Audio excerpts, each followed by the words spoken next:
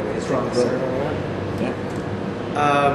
We felt confident, and nothing about we don't want to say anything bad about the previous owners, but we just didn't feel like the downtown is really necessarily, the demand is for a family restaurant and sports bar. I think the family places are at 32nd Avenue and Columbia, and I think the more adult places are downtown. I mean, and that's what people perceive. And I think that we just felt really strong that,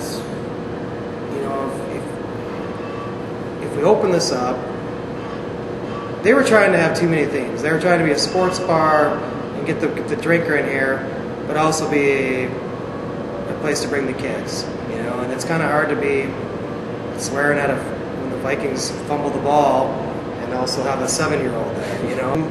There's a lot of places that were really popular for a few years and they're not in business anymore. So we know, you have to stay on top of it and keep working at it. It's just, Yeah, Joe came here with twins just born. I came here just a year away from a family business that had been there for 42 years and was closed up.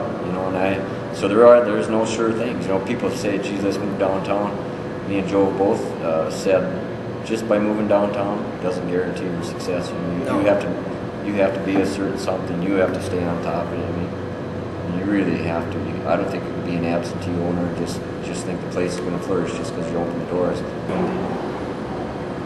College students are a huge part. I mean, without the college students, we probably wouldn't be here, to be honest. But I don't want to put all of it on that, because where would the whole town be without the college students? I mean, But it's definitely different downtown here than it would be in Bismarck or somewhere else. Different for Minot, who knows? Right, yeah, that's true, but I don't know. I like I said, I mean, the college students are a huge part of it. They like to go, the college students want to go, they feel like they're missing something all the time.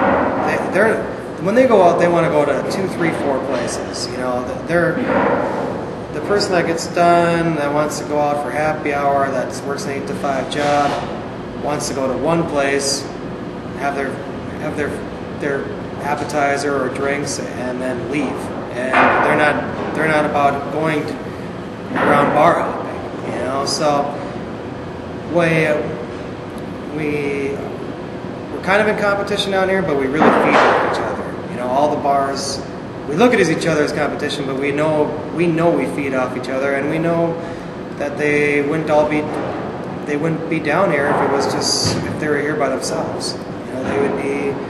They'd be on the south end of town, or they'd be on the north end of town, or they'd be somewhere where there's a lot of options.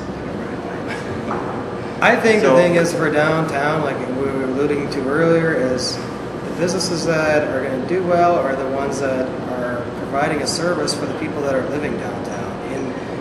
And maybe some of the businesses aren't appealing to the people that are living downtown, because now people are a lot younger.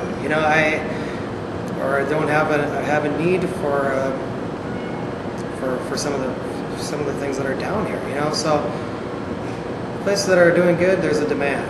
And the places that, I don't think a 22-year-old college student probably is going to buy an antique lamp at Meadowbrook, for $500. But they'll run into Subway for lunch and Rhombus early in the night, and hopefully Joe Black's at the end of the evening. Actually, getting back to the competition thing, that's actually a good thing. What I think happened kind of before the flood and some of the bars happened was, we'll be busy anyway, we don't have to do anything, because we're down, in this area. And what I think is good about having the number that we have right now is, these guys have a band this night. Maybe we should maybe we should look at getting a band. They're doing this.